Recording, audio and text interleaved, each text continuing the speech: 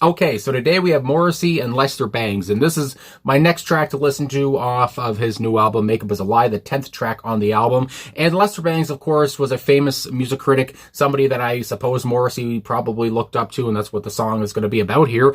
And I don't know a lot about Lester Bangs. All I know, again, is stuff on the surface and how iconic he is as a music critic. So we're going to get into this, talk about it after, almost 4 minutes long. Here we go, Lester Bangs, and what a name, too. Lester Bangs. I bet he did. My goodness. A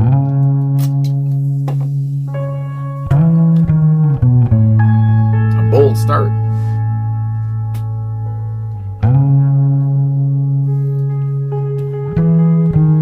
That bass guitar. Oh my God. Another tight beer can night in your basement of despair. Naked ladies on the wall because they belong there. Is it a double bass?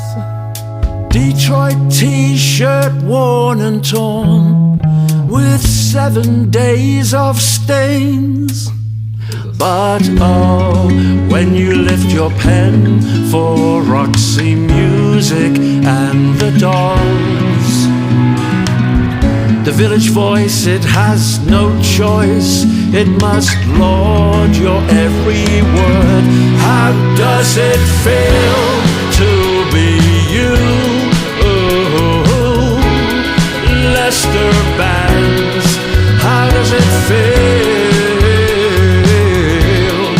to be you? Lester Bangs, 3,000 miles away. This nerd hangs on your word.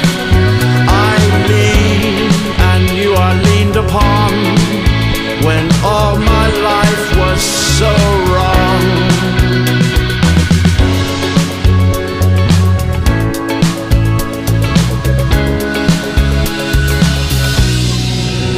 Drugs and Allen Ginsberg books. Every day is the same. Lester wrapped in an American flag. He watches the football game. Then Lester loose on carpet full of 4 a.m. pain. But oh, when you lift your pen for Roxy Music and the Dolls, the Village Voice, it has no choice. They must laud your every word. How does it feel to be you? Oh, Lester Bangs, how does it feel to be you? Lester Bangs, 3,000 miles away. This nerd hangs on your word. I lean and you are leaned upon when all my youth went oh so wrong.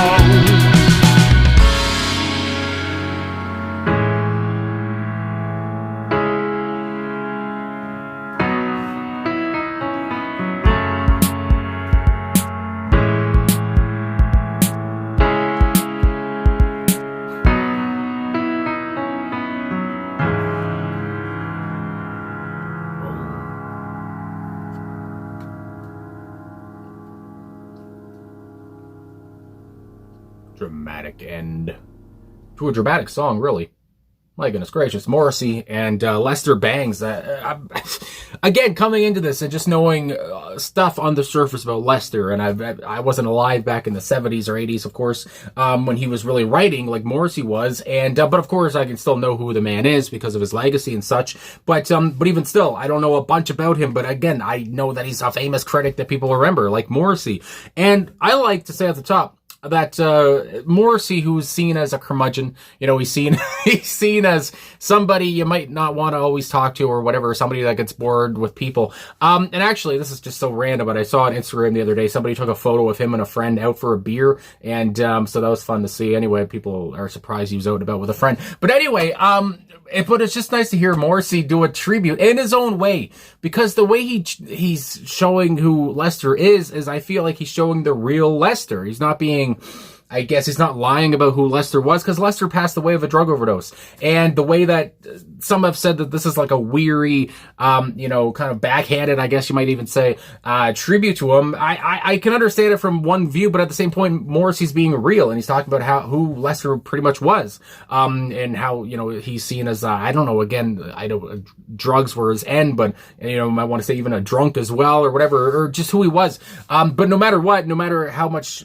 you could even say pain or whatever Lester was in or what he was going through, when he picked up that pen, my goodness gracious, he changed lives, and he changed Morrissey's life. So again, I just like how he's being real about it. And that's just so Morrissey, I guess, again, to say, to go about it that way, in the real and honest way, at least from his perspective, and but still be giving props to the man. So yeah, I just like the way that Morrissey went around in that way, and I'm sure if Lester was alive today, I guess he might like that strategy, but God only knows. But I will also say a big, bold start to the track. Like I said at different points, I was like, is that just a bass guitar? Because I'm looking at the personnel, and on Wikipedia here, on the Makeup Is a Lie personnel, it usually shows, if there's a big bass or a double bass or I forget the other bass I'm thinking of, the upright bass or something that somebody's on, but I don't see anybody on an upright bass or whatever. So but it sounded too big and too burly to just be the normal bass guitar from Juan Galliano. So either way, maybe it was a double bass. I apologize, but at the same point,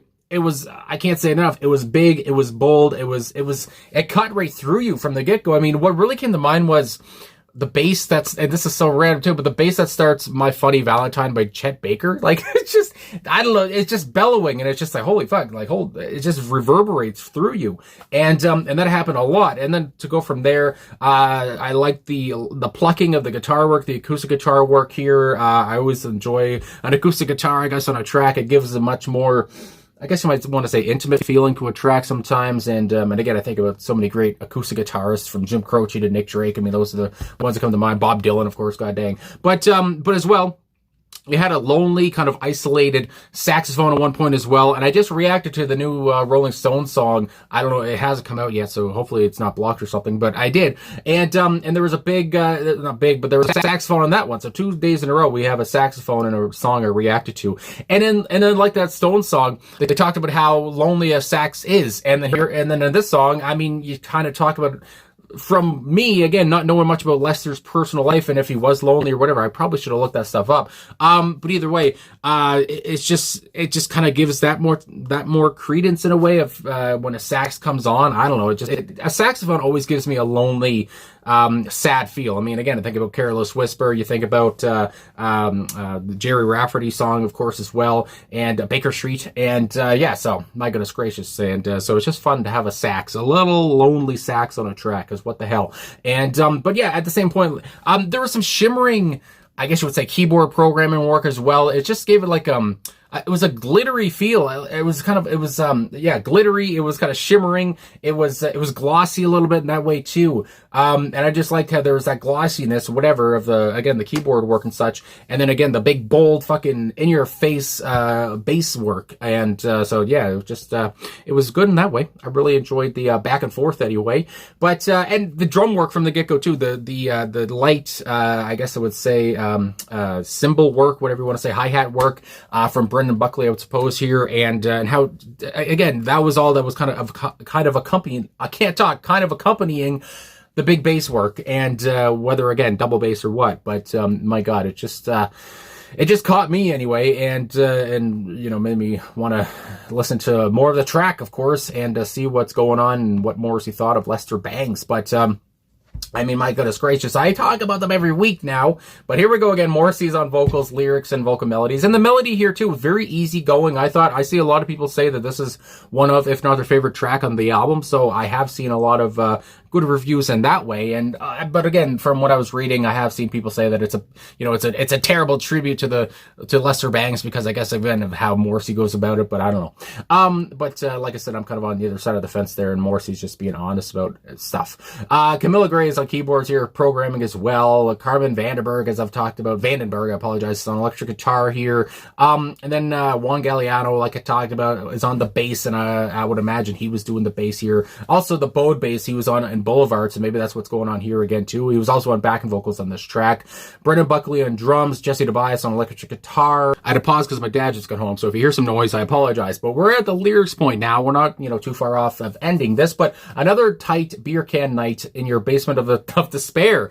And again, the way that Morrissey depicts Lester, real, I would say, and raw in his own way, and being honest. I can't say it enough. And showing that Lester was kind of a drunk. I guess you would say he liked his beer. My goodness gracious, I know some people who like their beer in his basement of despair. You feel like he's this guy in a dank basement, but all of a sudden, my goodness gracious, he gets the pen. But first of all, naked ladies on the wall, so some, taboo posters perhaps, because they belong there. They belong there because Lester wants them there. Detroit t-shirt, worn and torn with 7 days of stain, so it almost seems like he doesn't bathe. But the Detroit t-shirt too, from what I was reading, is a famous photo of him with a shirt that says Detroit sucks on it. And so there you go there, and that has to come into play because Morrissey, again, knows about that.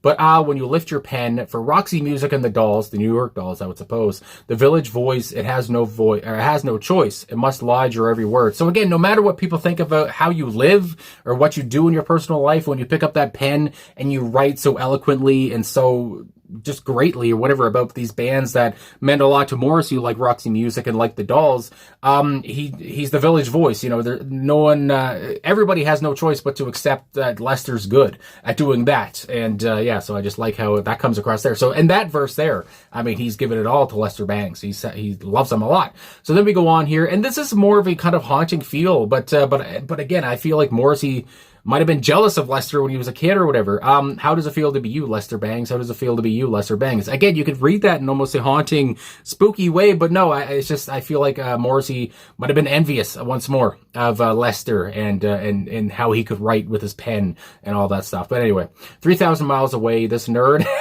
hangs on your every word. I lean and you are leaned upon when all my life was so wrong. And when he said that, I was like, is he calling Lester a nerd? But no, he's calling himself a nerd. And again, Morrissey's being real about himself and who he was as a kid, or even who he is today as a nerd, and how he was not the only nerd who hung on every word that Lester would write. So, and again, 3,000 miles away in the UK. So again, his work just expanded all around the world. He was a worldwide phenomena. My goodness gracious. But when his life was also wrong, he could look to Lester Bangs. And again, that's such a Morrissey-esque lyric. When my life is also wrong.